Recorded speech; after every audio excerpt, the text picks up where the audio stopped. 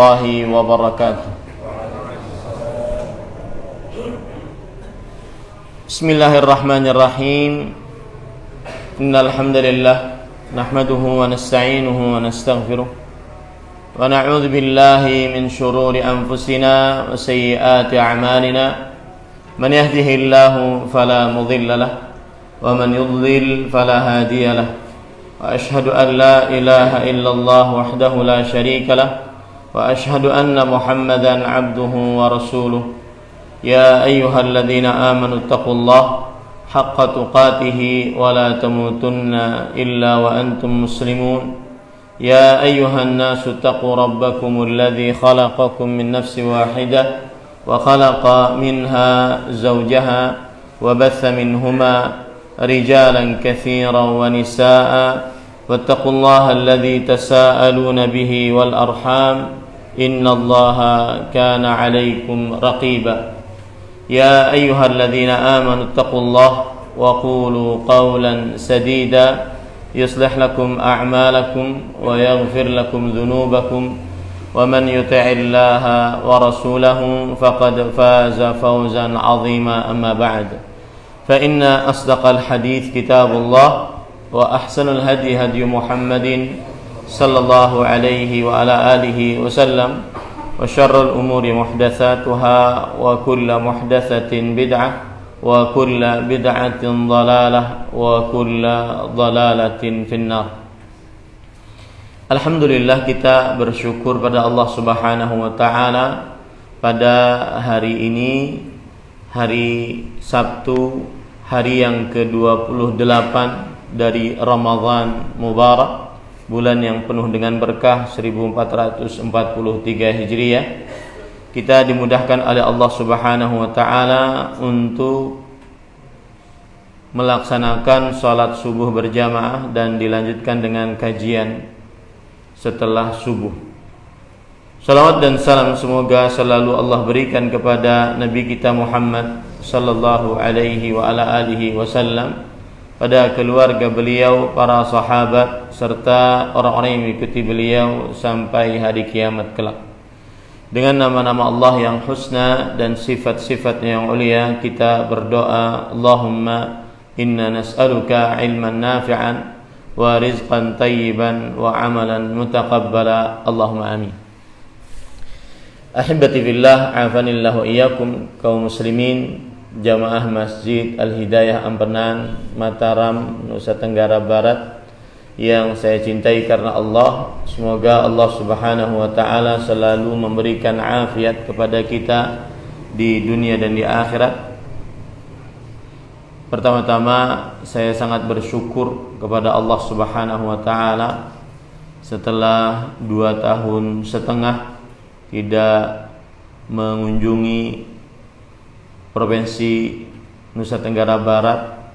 Akhirnya mudah-mudahan Allah Subhanahu wa taala menghilangkan pandemi Covid-19 ini sehingga kita benar-benar bisa maksimal untuk kembali beraktivitas, beribadah, terutama menimba ilmu agama. Dan pada kesempatan kali ini saya akan membawakan tema hikmah dari terlambatnya pengabulan doa. Hikmah dari anggapan terlambatnya pengabulan doa. Mengapa dikatakan anggapan?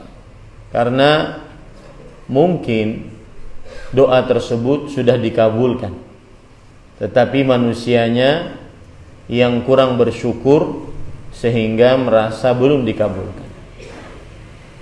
Atau mungkin Allah Subhanahu wa taala memberikan pengabulan dengan cara yang lain, tetapi manusianya karena keterbatasan ilmu pengetahuannya tentang hal-hal gaib, maka dia menganggap apa yang dia minta belum dikabulkan oleh Allah Subhanahu wa taala. Sebagaimana hadis Rasul sallallahu alaihi wasallam riwayat Imam Muslim, "Ma min muslimin yad'u bid'awah laisa fiha ithmun wala qati'atu rahim illa istajaballahu bi ihda thalath. Tidaklah seorang muslim berdoa dengan sebuah doa yang di dalamnya tidak ada dosa dan di dalamnya tidak ingin melakukan pemutusan hubungan rahim, maka Allah mengabulkan salah satu dari 3 pilihan. Yang pertama, imma an yu'ajjilallahu da'watah, Allah mengabulkan doanya dengan segera. Yang kedua, wa imma an yudakhirahu fil akhirah, Allah tidak mengabulkan doanya di dunia, tetapi Allah kabulkan doa tersebut di akhirat. Yang ketiga, ini yang saya katakan tadi, anggapan bahwa doa belum dikabulkan padahal sudah dikabulkan. Yang ketiga adalah dijauhkan darinya keburukan atas apa yang dia minta. Mungkin yang dia minta di dalamnya terdapat keburukan, lalu Allah gantikan pengabulan doanya dengan pilihan yang lain, yang lebih baik, yang lebih cocok untuknya. Bisa dimaklumi ini. Seorang sakit ingin sembuh. Seorang sakit ingin sembuh. Tidak dikabulkan oleh Allah Subhanahu wa taala kesembuhan yang dia minta. Tetapi Allah berikan pilihan lain yang lebih baik bagi orang tersebut. Seperti kalau seandainya dia diberikan kesembuhan, mungkin dia akan bermaksiat. Kalau seandainya dia diberikan kekayaan bagi yang miskin, mungkin dia akhirnya penuh dengan sikap mubadzir, foya-foya, melampaui batas, bermaksiat dengan hartanya. Makanya tema kita adalah hikmah di balik anggapan doa belum dikabulkan. Hikmah di balik anggapan doa belum dikabulkan. Tema ini penting karena beberapa kasusnya bahkan heboh-heboh. Bulan Februari yang lalu, tahun 2022, di Timur Tengah terjadi sebuah peristiwa yang menghebohkan khususnya Timur Tengah. Mungkin di Indonesia kurang begitu dikenal, meskipun berbagai media sosial di Indonesia sudah mengangkatnya. Tapi karena kejadiannya di Timur Tengah, jadi tidak terlalu luar biasa. Kejadiannya adalah seorang anak berumur 5 tahunan bernama Raihan masuk ke dalam sumur tua. Kemudian setelah itu dilakukan, dan ini kejadian di negeri Maroko, Al-Maghrib. Kemudian setelah itu dilakukanlah evakuasi, usaha untuk memindahkan dan menyelamatkan anak tersebut. Masuk ke dalam sumur tua kering, terperosok ke dalamnya. Sehari 2 hari dengan berbagai macam cara, dan hampir satu dunia waktu itu mendoakan.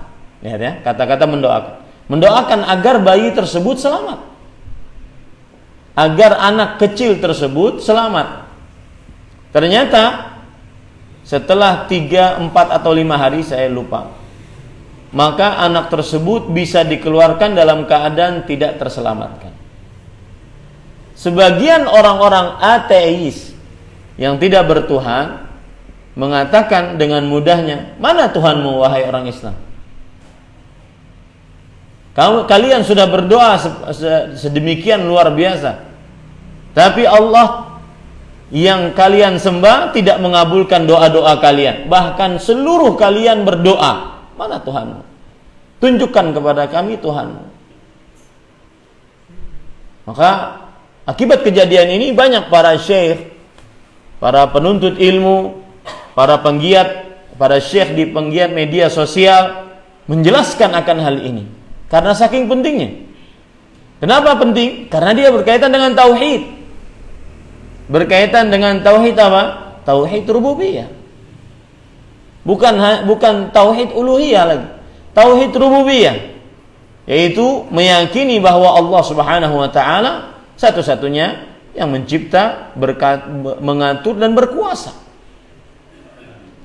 Sebagian orang mulai ragu, apalagi orang-orang orientalis, orang-orang yang Islamofobia, orang-orang ateis yang tidak mengakui keberadaan Allah Subhanahu wa taala di atas muka bumi ini. Kemudian kejadian yang kedua adalah waktu itu ada kawan yang di PHK karena pandemi COVID-19. Kemudian setelah di PHK beberapa bulan dia melamar pekerjaan di tempat kerja yang lain. Dalam 3 perusahaan diterima berkas pertamanya, dipanggil, diwawancarai. Untuk kasus yang pertama atau lamaran pertama dia sampai diwawancarai.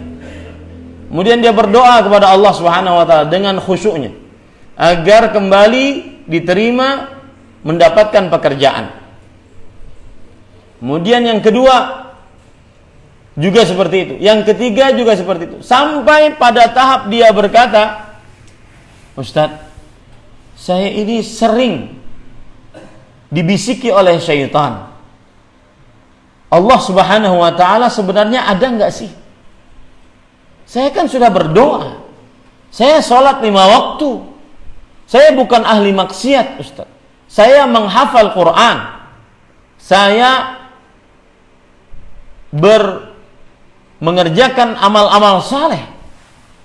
Mengapa saya belum terima juga pekerjaan saya? Apa salah saya sama Allah Subhanahu wa taala? Allah ini ada tidak sih?" Lihat, akibat menganggap doa tidak dikabulkan, maka berpengaruh kepada tauhidnya. Akibat menganggap doa tidak dikabulkan, maka berpengaruh pada tauhidnya. Bahkan tauhid yang hampir seluruh manusia mengakuinya, tauhid rububiyah, meyakini bahwa Allah satu-satunya yang maha pencipta, maha pengatur, maha berkuasa. Ini bahayanya permasalahan ini jika tidak dipahami dengan baik dan benar. Dan banyak, tidak sedikit orang yang murtad gara-gara doanya tidak dikabulkan menurut dia. Sampai-sampai ketika diwawancarai, ini terutama figur publik, orang-orang terkenal, ketika diwawancarai, saya mendapatkan ketenangan. Apa yang dimaksud dia dengan ketenangan? Saat di Islam dia berdoa nggak dikabulkan, tapi saat di agama lain ketika dia berdoa langsung dikabulkan. Itu menurut dia ketenangan. Maka pada kesempatan kali ini kita mengangkat tema hikmah di balik anggapan belum dikabulkan doa oleh Allah Subhanahu wa taala. Para ikhwan yang dirahmati oleh Allah Subhanahu wa taala, hikmah yang pertama adalah bahwa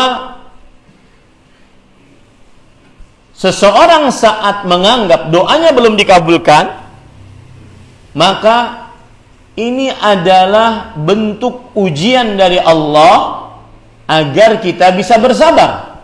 Ini hikmah yang pertama. Seseorang ketika mengangkat tangan, kemudian dia melakukan doaul mas'alah. Kita tahu doa itu ada 2 macam. Doaul mas'alah, doa minta, wa doaul ibadah, doa ibadah, zikir, tasbih, tahmid, takbir, tahlil, salawat, istighfar, itu semuanya doa ibadah.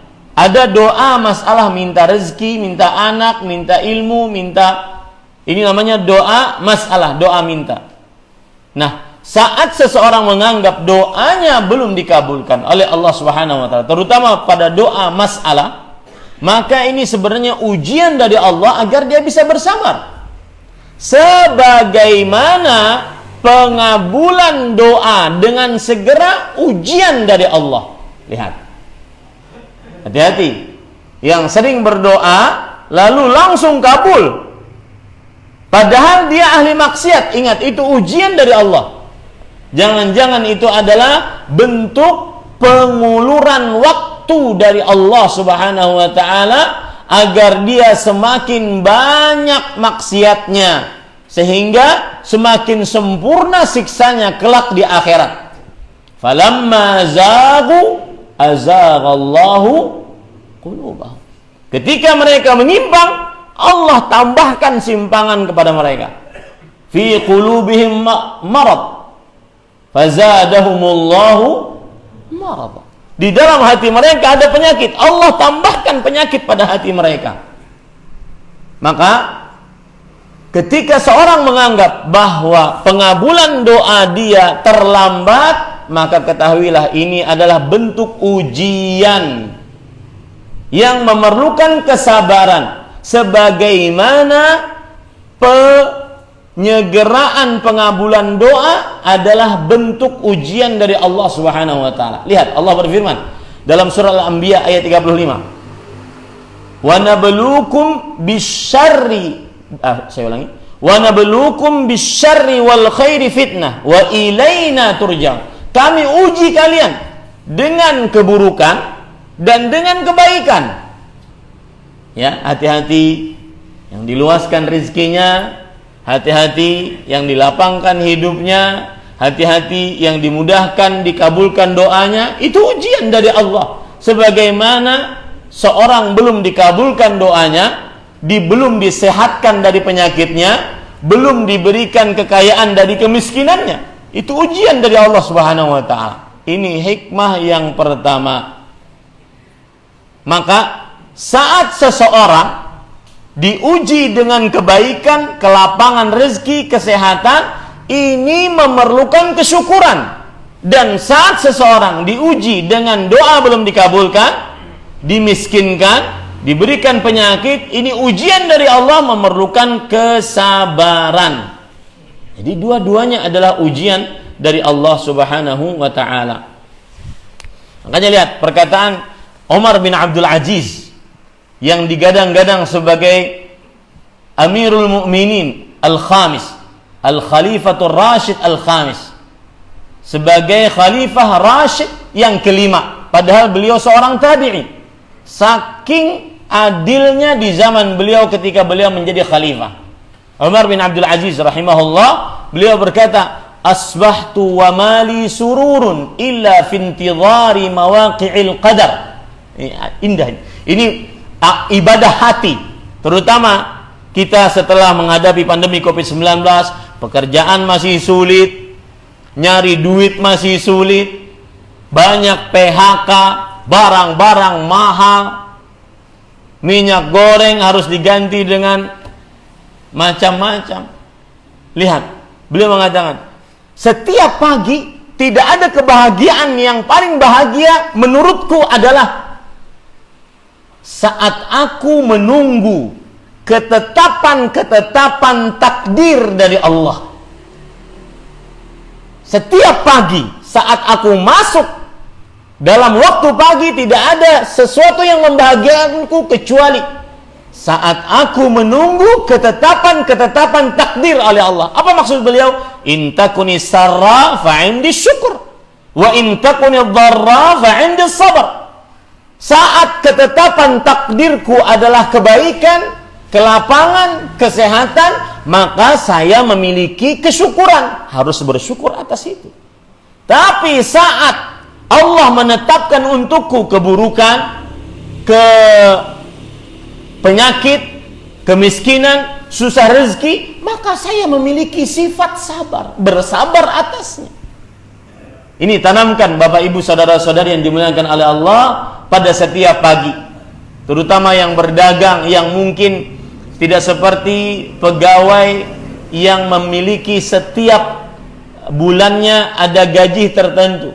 Pedagang usaha, dia akan menunggu ketetapan takdir, dibuka warung menunggu ketetapan takdir. Ada yang beli sama dia pada hari ini lebih banyak daripada yang di sampingnya, menunggu ketetapan takdir.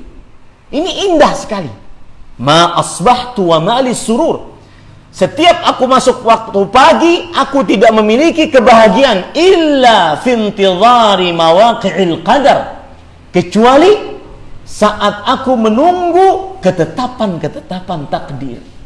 Karena takdir kita tidak lebih dari dua, bahagia atau sedih, nikmat atau nikmah. Maka jika nikmat, kita memiliki syukur. Jika nikmah, hukuman, ujian, musibah, bala, kita memiliki sabar. Ini para ikhwah, ini hikmah yang pertama. Kemudian hikmah yang kedua, para ikhwah yang dirahmati oleh Allah Subhanahu wa taala, adalah ketika kita menganggap doa kita belum dikabulkan, maka kita akhirnya lebih meyakini, oh memang ternyata Allah lah Malikul Muluk, Raja di Raja. Allah yang paling berhak mengatur alam semesta. Allah yang paling berhak memberi dan menahan. Tidak ada yang bisa menolak apabila Allah memberi. Tidak ada yang bisa menahan apabila Allah, tidak ada yang bisa mengambil apabila Allah tahan. Tidak ada yang mengatur alam semesta kecuali Allah Subhanahu wa taala. Maka ini hikmah yang kedua. Kita akhirnya lebih meyakini ternyata memang Allah Maha Kuasa, hamba lemah. Seperti yang sekarang terjadi pandemi COVID-19, dan bagaimana statusnya sekarang Allahu a'lam. Buktinya kita sehat-sehat saja walhamdulillah. Maka pada saat itu ada virus yang sangat kecil yang hanya bisa dilihat dengan alat pembesar, bisa mewafatkan banyak ribuan orang, ratusan ribu orang. Alangkah kuasanya Allah dan alangkah lemahnya manusia. Begitulah dalam urusan doa.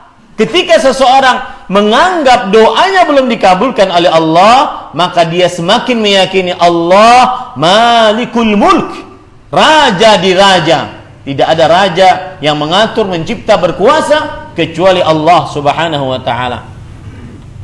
Lihat perkataan Imam Ibnu Nasiruddin Ad-Dimashqi, "Fa innahu laysa li ahadin mafarrun an amrillahi wa qada'i."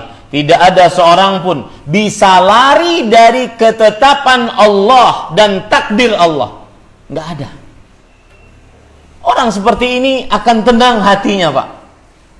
Ya, dan biasanya orang yang kuat tauhid rububiyahnya, dia semangat bekerja.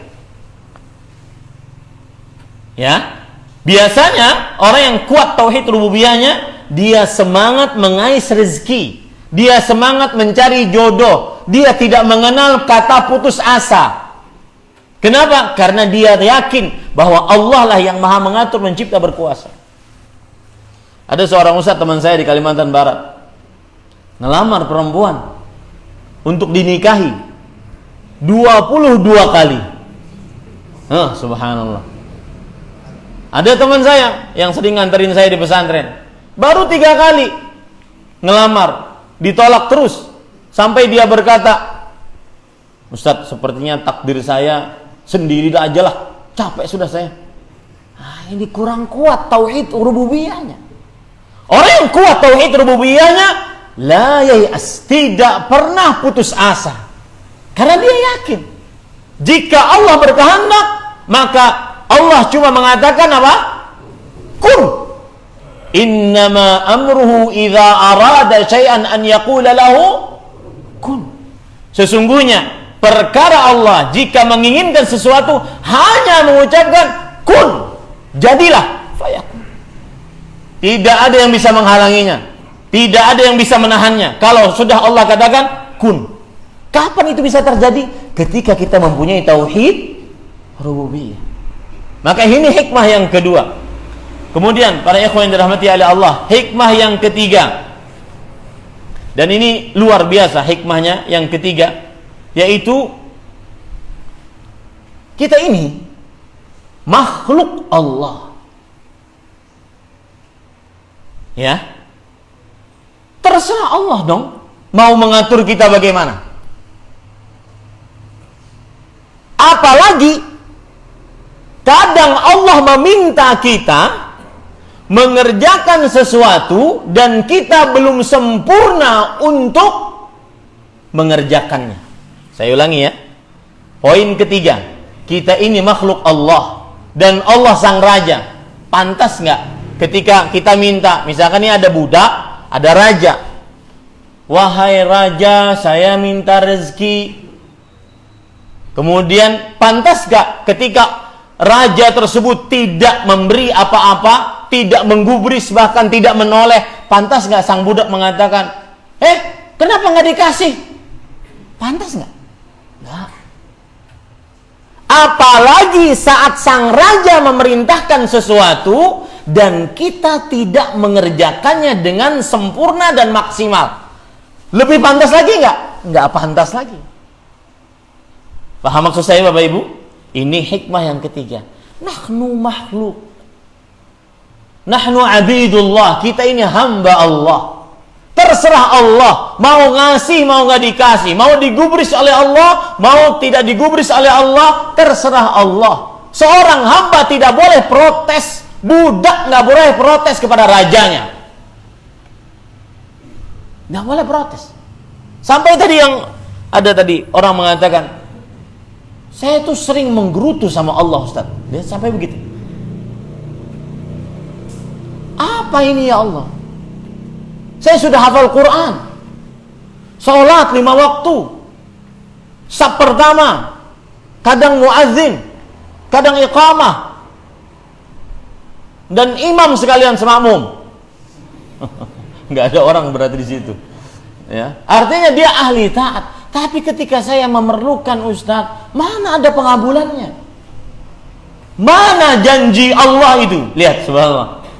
Ini kan, mohon maaf bahasa saya, kan kurang ajar sama Allah subhanahu. Mana janji Allah? Ente siapa? Kamu itu budak. Allah sang raja. Terserah Allah. Budak nggak boleh membantah, nggak boleh maksa Allah Subhanahu wa taala. Ayo Allah kabulkan, nggak bisa. Ini hikmah. Dan jujur saja banyak orang-orang murtad gara-gara tidak memahami perkara ini. Apalagi seperti yang saya sampaikan tadi. Apalagi kadang Allah memerintahkan kita dengan berbagai macam perintah dan belum dikerjakan dengan maksimal. Allah memerintahkan kita bertauhid. Allah memerintahkan kita sholat, puasa, zakat, haji, dan belum dikerjakan dengan maksimal. Lalu minta-minta, lalu ketika tidak diberi, marah. Salah siapa itu? Paham maksud saya enggak? Nah ini poin yang ketiga. Kita ini makhluk, terserah Allah SWT. Ya. Ketika kita jualan, kemudian belum laku, kemudian kita minta sama ya Allah, kasih saya pembeli. Ya Allah, mudahkan rezeki. Setiap pagi kita berdoa kepada Allah Subhanahu wa taala, Allahumma inni as'aluka ilman nafi'an wa rizqan thayyiban wa amalan mutaqabbalan. Rizqan wasi'an. Kita minta setiap pagi. Tapi apakah kita pantas maksa Allah, ya Allah, kasih saya, kalau enggak awas. Pantas enggak? Enggak. Apalagi saat sang raja kita minta, kamu sholat yang benar ya, 5 waktu di masjid, dan usahakan kalau seandainya sudah selesai syuruk, angkat sedikit matahari, usahakan sholat duha 4 rakaat di awal pagi. Sebagaimana hadis Rasulullah SAW riwayat Imam Ibnu Majah, Imam Abu Dawud. Ibnu Adam, irka' li arba'an awalan nahar akfika akhirahu. Wahai anak Adam, salatlah untukku 4 rakaat di pagi hari. Aku akan cukupkan kehidupanmu. Di bulan Ramadan kita diperintahkan untuk lebih banyak beribadah. Enggak. 10 hari terakhir malah lebih banyak di pasar. Semakin ramai Ustaz. Nggak bisa itikaf Ustaz. Rugi saya. Padahal Allah Subhanahu wa taala menjanjikan. Kata Allah Subhanahu wa taala, "Ibnu Adam, tafarraq li ibadati amla sadraka ghinan wa asuddu fakhra." Wahai anak Adam, luangkan waktumu untuk beribadah kepadaku. Luangkan waktumu. Saya sering mendengar ceramah Al-Ustadz Al-Fadhil Abu Fathi Yazid bin Abdul Qadir Jawas hafizahullah ta'ala. Ini saya sering ulang-ulang karena itu ilmunya saya dapatkan. Kita 11 bulan diberikan oleh Allah Subhanahu wa taala untuk bekerja ngais rezeki. 1 bulan Allah ingin kita lebih untuk beribadah kepada Allah. Lebih banyak dalam masjid, lebih banyak melihat mushaf, lebih banyak memfokuskan ibadah, berzikir, berdoa. Ini ya, oke, di dalam masjid, tapi ngurus dagangan dari dalam masjid online. Ya, sama aja itu. Lagi itikaf, oh ya, kirim barang ke sana ya. Oh, itikaf jenis apa ini? Lihat janji Allah, tafarraq li'ibadati amla sadraka ghinan. Luangkan waktumu untuk beribadah kepadaku, aku akan isi hatimu. Diurus dulu oleh Allah hatinya. Ya, dengan kecukupan. Lihat, di situ Allah mengatakan dengan kecukupan. Baru setelah itu Allah benar-benar urus lahiriahnya. Wa asuddu faqrak, dan aku akan tutupi kemiskinanmu. Tadi Pak, yang menggerutu Allah tidak pernah mengabulkan doa saya tadi. Dia mengatakan, lihat ya, bisikan iblis. Iblis itu memang laknatullah alaih. Dia spesialis mengganggu manusia. Bahkan mengganggunya dari arah yang sangat dia tidak rasakan. Jadi orang ini, mengapa dia menganggap doa dia belum dikabulkan? Ustaz, ini kan mau masuk bulan Ramadan. Saya sebelum DPHK Ustaz, saya banyak mensedekahi orang. Saya banyak nanggung biaya orang. Sekarang ketika saya di PHK, kami sekeluarga bisa makan oke Ustaz. Tapi saya ingin mengulang amal ibadah. Lihat, saya ingin mengulang sedekah seperti dulu-dulu lagi. Saya sekarang gak bisa. Dari jalan sinilah syaitan mengganggu hati orang tersebut sehingga dia menggerutu atas takdir Allah, menganggap bahwasanya doanya belum dikabulkan. Kan licik sekali kan? Paham gak maksud saya? Sampai orang itu mengatakan, mana Ustaz pengabulan doanya? Allah gak adil sama saya Ustaz. Sampai sebegitu dia mengatakan. Hanya dengan asumsi, kalau saya banyak uang, saya sudah bekerja lagi, maka saya akan bisa bersedekah lagi. Padahal sebenarnya bukan itu yang diinginkan. Bapak tahu apa yang diinginkan? Di baliknya adalah ada ketamakan. Innahu lihubbil khairi nasyid. Sesungguhnya manusia sangat tamak rakus terhadap harta. Tapi diiming-imingkan oleh iblis seperti itu. Persis seperti yang terjadi pada Nabi Adam alaihissalam dan Hawa alaihissalam. Bukankah iblis mengatakan, wa qasamahuma inni lakuma laminan nasihin, seperti yang dibaca oleh imam tadi. Dan iblis bersumpah, aku ini pemberi nasihat bagi kalian berdua. Dibisik-bisiki oleh iblis, kamu kalau nggak bekerja, nggak punya uang, nggak bisa sedekah. Kasihan tuh anak yatim yang dulu kamu nafkahi. Kasihan tuh dulu orang-orang miskin yang dulu kamu nafkahi kalau Ramadan. Maka akhirnya dia semangat berdoa dengan asumsi biar bisa menafkahi. Tetapi ketika belum dikabulkan oleh Allah, atau dikabulkan dari dia anggap belum dikabulkan, maka dia menganggap Allah tidak berbuat adil pada dia. Padahal di dalam dirinya hanya ingin menumpuk-numpuk harta. Nah ini yang ketiga, para ikhwan yang dirahmati oleh Allah Subhanahu wa taala. Lihat, saya bacakan perkataan Imam Ibnu Qayyim rahimahullah yang disebutkan di dalam kitab Ighatsatul Lahafan min Masaidis Syaitan. Ini perkataan indah. Beliau mengatakan, "Famin anfa'i malil qalbi," yang paling bermanfaat untuk hati, an-nadharu fi haqqillahi 'alal ibad. Memperhatikan hak Allah pada seorang hamba. Allah itu raja kita, punya hak atas kita. Ini sangat bermanfaat untuk hati kita. Fa inna dzalika yurithu maqta nafsihi. Kalau kita memperhatikan hak-hak Allah terus, maka itu akan kita selalu memarahi diri kita. Walizra 'alaiha, dan kita selalu memaksa diri kita. Wa yukhallisuhu minal 'ujubi wa ru'yatul 'amal, dan akan menyelamatkan diri dari sifat ujub dan selalu menghitung-hitung amal. Saya sudah ini ya Allah, saya sudah ini ya Allah, saya sudah ini ya Allah, mana pengabulannya sekarang ya Allah? Ini karena hanya melihat kepada hak kita, tidak melihat kepada hak siapa? Allah. Ini penting sekali. Dan Imam Al-Qayyim memang ahlinya dalam masalah ini. Yang paling bermanfaat bagi hati manusia adalah melihat hak Allah terhadap kita. Berarti kewajiban kita terhadap Allah. Ya. Kemudian beliau mengatakan, dengan melihat hak Allah, maka kita akan selalu memarahi diri kita. Kamu masih kurang sholatnya, makanya doanya belum dikabulkan.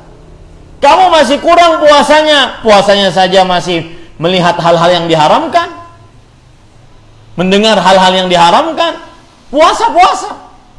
Bahkan saat i'tikaf. Ya, bahkan saat i'tikaf. Bukankah sering terdengar saat i'tikaf musik-musik?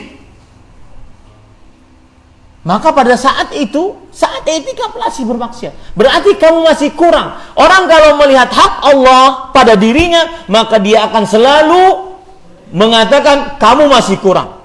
Kamu masih kurang. Kemudian menghilangkan sifat ujub, sifat merasa sudah melakukan amal, merasa sudah beramal.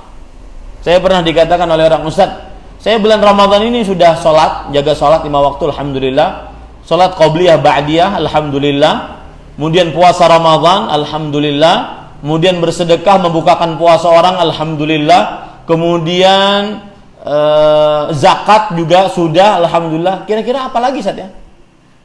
Ya, kira-kira apa lagi ya? Kayak sudah banyak amalnya gitu. Ini kenapa? Karena dia melihat amalannya, tidak melihat hak Allah Subhanahu wa ta'ala.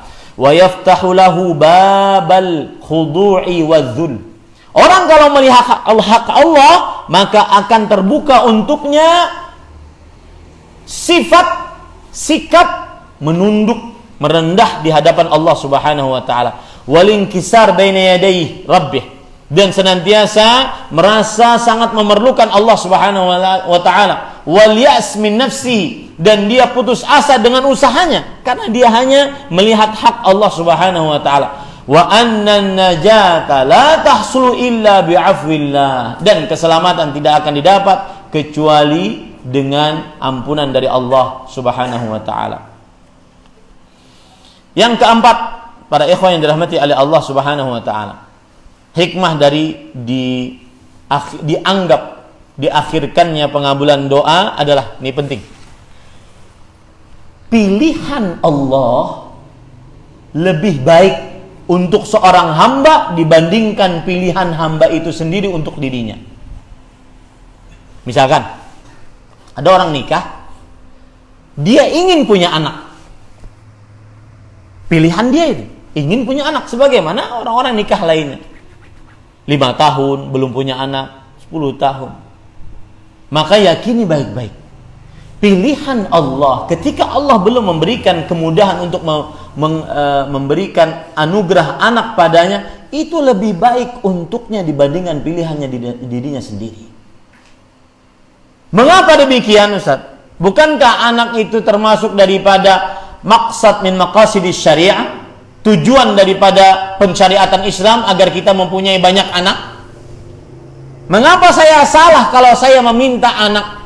Maka kita katakan enggak salah kamu meminta anak, tapi keliru ketika kamu mengatakan Allah belum mengabulkan doa saya minta anak. Karena mungkin di ilmu Allah yang azali pada kitab Lauhul Mahfuz, kamu tidak memiliki anak lebih baik dibandingkan memiliki anak. Nah, ini para ikhwan yang dirahmati oleh Allah Subhanahu wa ta'ala. Dulu di Arab Saudi ada berita sampai masuk koran dan jadi viral di Arab Saudi. Seorang yang bekerja di Arab Saudi, tapi bukan penduduk Arab Saudi, bekerja, dia datang ke Arab Saudi dari luar Arab Saudi bekerja, karena dia mempunyai jabatan, kemudian dia bisa membawa anak dan istrinya. Karena anaknya banyak, maka dia kecapean sang istri ini. Dia minta kepada suaminya didatangkan ART, asisten rumah tangga, yang sama dari negaranya. Tapi suaminya sudah menolak, nggak usah, kita sama-sama saja mengatur anak. Nanti kamu cemburu, nggak usah. Akhirnya apa yang terjadi? Dan saya ketemu orang ini. Waktu saya di Damam waktu itu, Damam itu sekitar 1.300 km dari Mekah Madinah. Timurnya Arab Saudi, lumbungnya minyak di Arab Saudi. Kemudian pada waktu itu beliau cerita sama saya. Suaminya mengatakan, enggak usah, nanti kamu cemburu. Enggak, insya Allah enggak cemburu. Datanglah ART-nya, perempuan, lebih cantik daripada istrinya. Benar cemburu. Setiap hari marah-marahan, sampai suatu ketika puncak kemarahannya sang suami ketika bekerja di luar rumah ke kantor, sang istri membunuh ART tersebut. Sang suami pulang bingung melihat ini orang terbunuh, mau diapain? Dan pembunuhan darah di Arab Saudi sangat ketat sekali. Dan semestinya seorang muslim seperti itu, menjaga diri jangan sampai berbunuh-bunuhan. Rasulullah SAW bersabda, la yazalu rajulu fi fushatin min dini ma lam yusib daman harama. Masih saja seseorang di dalam kelapangan saat dihisab kelak di hari kiamat selama dia tidak terkena darah yang haram. Maka dia bingung. Akhirnya apa yang terjadi? Malah ditambah, dia mutilasi, potong-potong, dimasukkan dalam plastik, dikubur di dalam rumahnya. Selesai urusan penguburan, tidak ada yang tahu. Berjalan 1 tahun, 2 tahun, kemudian dia dipindah. Akhirnya dia pun pindah ke apartemen yang lain. Ketika pindah, pemilik apartemen yang lama ini ingin membersihkan rumahnya karena sudah 2 tahun dipakai, ingin memperbaiki, termasuk lantai-lantainya. Ketika dibersihkan lantainya, tercium bau yang tidak nyaman. Digali, diketahui, ditangkap 2 orang tersebut, diadili, akhirnya, dan dia tidak beragama Islam. Orang ini tidak beragama Islam. Karena selain Arab Saudi, selain di Mekah Madinah boleh orang-orang selain beragama Islam bekerja. Apa yang terjadi? Setelah itu diputuskan dia, kalau tidak salah waktu itu hukumannya dipenjara seumur hidup. Mengapa? Karena dia suami istri dan ada anak-anaknya. Anak-anaknya masih di bawah 10 tahun. Apa yang terjadi Bapak, Ibu? Suami istri ini masuk Islam, itu hidayah yang lebih luar biasa dari apapun, karena menghapuskan dosa sebelumnya.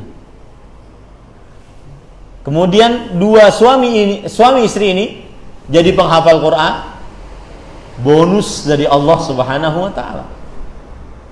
Anak-anaknya mulai menghafalkan Al-Quran, karena anak-anaknya diasuh oleh pengasuh yang disediakan di negara Arab Saudi. Kalau seandainya orang tuanya masuk dalam penjara, kemudian anak-anaknya yang masih belum balik diasuh oleh pengasuh yang disediakan oleh pemerintah. Baik, itu hikmah. Hikmah pilihan Allah lebih baik daripada pilihan manusia. Kadang kita ingin kaya, tapi Allah belum ngasih. Kenapa? Karena karena keterbatasan lebih baik bagi seseorang. Disebutkan dalam kitab Jami'ul Ulum wal Hikam, ada sebuah riwayat, inna min ibadi man law agnaituhu la afsadatul ghina. Ada dari hamba-hambaku, kata Allah, yang kalau aku berikan kekayaan kepada dia, kekayaan merusaknya. Miskin aja sombong, apalagi kaya. Ya, miskin aja nggak ke masjid, apalagi kaya. Inna min ibadi man law sahhahtu jisma la afsadathu sihha. Ada dari hamba-hambaku yang kalau aku kasih dia kesehatan, maka kesehatannya merusak imannya. Makanya ketika dia berdoa minta sehat, belum dikasih oleh Allah. Karena pilihan Allah lebih baik dibandingkan pilihan hamba tersebut. Kenapa lebih baik? Karena Allah mengetahui lauhul mahfuz. Hanya Allah yang tahu ending, akhir orang tersebut bagaimana nasibnya, hanya Allah yang tahu. Nih, para ikhwan yang dirahmati oleh Allah Subhanahu wa taala. Baik. Kemudian para ikhwan yang dirahmati oleh Allah Subhanahu wa taala, dan ini masuk ke dalam ayat Al-Qur'an yang Allah Subhanahu wa taala berfirman, "Wa 'asa an takrahu syai'an wa yaj'alallahu fihi khairan katsira." Dan mungkin engkau membenci sesuatu dan Allah menjadikan di dalam sesuatu tersebut kebaikan yang sangat banyak. Surat An-Nisa ayat 19. Kita benci, doa kita belum dikabulkan. Yang belum dapat jodoh, tadi nazar sampai 22 kali nazar. Subhanallah. Ya. Tapi akhirnya dapat istri yang hafizah, anak-anaknya semuanya hafal Quran. Setelah penantian 22 kali nazar. Tapi Ustaz, ya jangan begitu juga ya Ustaz ya. Masa 22 semua? Capek juga nunggunya Ustaz. Ya kita ingin cepat, akan tetapi Allah yang lebih tahu mana yang lebih baik untuk kita. Allah Subhanahu wa taala juga berfirman dalam surat Al-Baqarah ayat 216, "Wa 'asa an takrahu syai'an wa huwa khairul lakum wa 'asa an tuhibbu syai'an wa huwa syarrul lakum wallahu ya'lamu wa antum la ta'lamun." Yang artinya, kadang kamu membenci sesuatu padahal dia lebih baik bagi kalian, dan kadang kamu menyukai sesuatu padahal dia buruk bagi kalian. Allah lebih mengetahui dan kalian tidak mengetahui. Maka pilihan Allah lebih baik bagi seorang hamba. Terakhir, hikmah yang terakhir, dan bukan yang paling akhir karena masih banyak yang lain. Para ikhwan yang dirahmati oleh Allah Subhanahu wa taala, hikmah yang kelima adalah, ini penting. Ketika seseorang belum dikabulkan doanya menurut anggapannya, maka akan mewariskan kepada dia sikap muhasabah. Saya salahnya apa ya nih? Jangan-jangan makanan saya, minuman saya, pakaian saya dibeli dengan cara yang haram. Mulai dia menghitung-hitung. Saya salahnya apa ya Ustaz ya? Saya berdosa apa ya Ustaz ya? Mulai dia. Mengapa doanya belum dikabulkan? Itu menjadikan dia proses untuk muhasabah. Dan tidak ada yang lebih baik bagi seorang hamba kecuali ketika dia bermuhasabah kepada Allah Subhanahu wa taala. Apa saja nikmat yang telah dia dapatkan dari Allah, apakah sudah disyukuri? Apa saja perintah yang diberikan oleh Allah, apakah dia sudah kerjakan? Apa saja larangan yang dilarang oleh Allah, apakah dia sudah jauhi? Itu dengan muhasabah. Maka anggapan pengakhiran pengabulan doa banyak hikmah yang ada di dalamnya. Yang pertama, tadi sudah kita katakan sebagai ringkasan, saya sebutkan yang pertama adalah bahwa hikmah dari anggapan pengakhiran pengabulan doa adalah ujian dari Allah yang memerlukan kesabaran, sebagaimana segera dikabulkan doa, ujian dari Allah yang memerlukan kesyukuran. Yang kedua, hikmah dari anggapan diakhirkannya pengabulan doa adalah Allah Subhanahu wa taala satu-satunya yang Maha Pencipta, Maha Pengatur, Maha Berkuasa. Terserah Allah Subhanahu wa taala ingin memberi, mengabulkan atau tidak. Yang ketiga, hikmahnya adalah kita ini makhluk, Allah sang raja. Maka hamba, budak tidak pantas memaksa sang raja. Apalagi saat sang raja meminta sesuatu, budaknya tidak mengerjakan dengan maksimal. Saat sang raja minta berpuasa karena iman dan berharap pahala, tetapi ternyata banyak yang berpuasa cuma dapat lapar dan haus. Saat puasa lisannya tidak dijaga, matanya tidak dijaga, telinganya tidak dijaga, terutama di zaman kita sekarang. Zaman orang kadang-kadang lalai bukan karena televisi lagi, karena yang ditonton, yang didengar ada di dalam genggamannya. Dan saya sering sekali, hari-hari ini saya sering mendengar Syekh Al-Allamah Profesor Dr. Abdul Razak bin Abdul Muhsin. Beliau sering mengingatkan tentang handphone. Salah satu peringatan keras beliau, ketahuilah wahai hamba-hamba Allah, semua yang kamu dengar, yang kamu lihat, yang kamu tulis di dalam gawaimu, handphonemu tersebut akan dimintai pertanggungjawaban oleh Allah. La yughadiru saghiratan wala kabiratan illa ahsah. Allah tidak akan meninggalkan yang kecil yang besar kecuali Allah akan menghitungnya, akan dimintai pertanggungjawaban oleh Allah. Dan sudah banyak saya dapat curhatan dari ibu-ibu, suami saya sudah kenal sunnah Ustaz, sudah ngaji, tapi sampai jam 3 pagi main game online, jenggotan pada Ustaz. La haula wala quwwata illa billah. Subuh terlambat, tapi semangat ngaji Ustaz. Ini kan menyedihkan, sangat ironis sekali. Yang keempat, yaitu seseorang menganggap bahwa pilihan Allah lebih baik dibandingkan pilihan yang dia inginkan. Hikmah, ketika ada anggapan diakhirkan pengabulan doa, maka yakini baik-baik pilihan Allah lebih baik dibandingkan apa yang dia pilih sendiri. Yang kelima, yang terakhir adalah yang saya sebutkan tadi, yaitu kadang seseorang ketika menganggap doanya belum dikabulkan, itu membuat dia apa Bapak Ibu? Bermuhasabah. Apa yang salah dari saya? Dan sebenarnya saya tadi ingin mengangkat tema berkah ibadah. Berkah ibadah. Ibadah itu mendatangkan berkah. Bahkan sholat itu mendatangkan rezeki. Itu ma'ruf di antara para ulama. Allah berfirman dalam Al-Quran, wa'mur ahlaka bis salati wastabir 'alaiha la nas'aluka rizqan nahnu narzuq.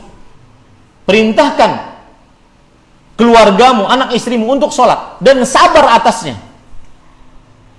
Kami tidak meminta rezeki, kami yang memberikan rezeki. Para ulama mengatakan seperti Imam Ibnu Katsir, silakan cek di dalam tafsir Imam Ibnu Katsir rahimahullah. Beliau mengatakan fi hadhil ayah dalilun ala anna as-salata min sababir rizq. Di dalam ayat ini terdapat dalil bahwa salat termasuk dari sebab lancarnya rezeki.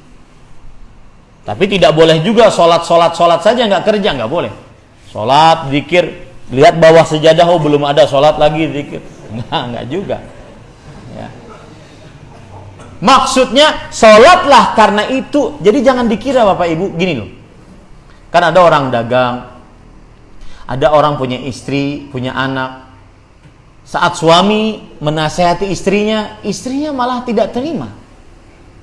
Anaknya sulit untuk mengamalkan nasihat orang tuanya. Anaknya sudah balik, umur 16-an, 15-an, perempuan, dinasihati untuk berjilbab, tidak mau. Jangan dikira itu karena memang anaknya yang keras, enggak. Coba kita introspeksi. Mungkin kitanya yang kurang sholat. Itu berkah ibadah. Kitanya yang kurang berdoa.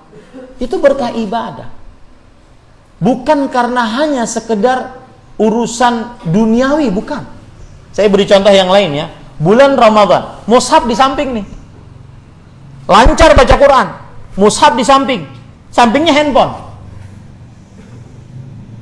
Mengapa dia pilih handphone? Jangan dikira bahwasanya malas Ustaz. Malas itu adalah akibat maksiat. Min syu'mil ma'asi al-kasal fil ibadah. Termasuk kesialan maksiat adalah malas beribadah. Hati-hati itu. Jadi Ibadah ada berkah, maksiat ada kesialan. Hati-hati. Suami menasihati istrinya, oh, jangan begini. Dinasihati sekali, dia balas 100 kali. Itu bukan karena memang sifatnya begitu, Ustaz. Enggak. Mungkin kita kurang ibadah pada Allah Subhanahu wa taala. Ya.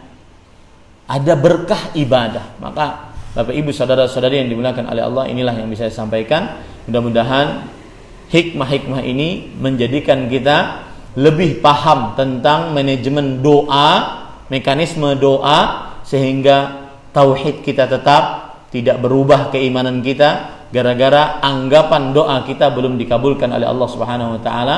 Subhanakallah bihamdik, asyhadu an la ilaha illa anta, astaghfiruka wa atubu ilaik. Sallallahu nabiyana Muhammad walhamdulillahirabbil alamin.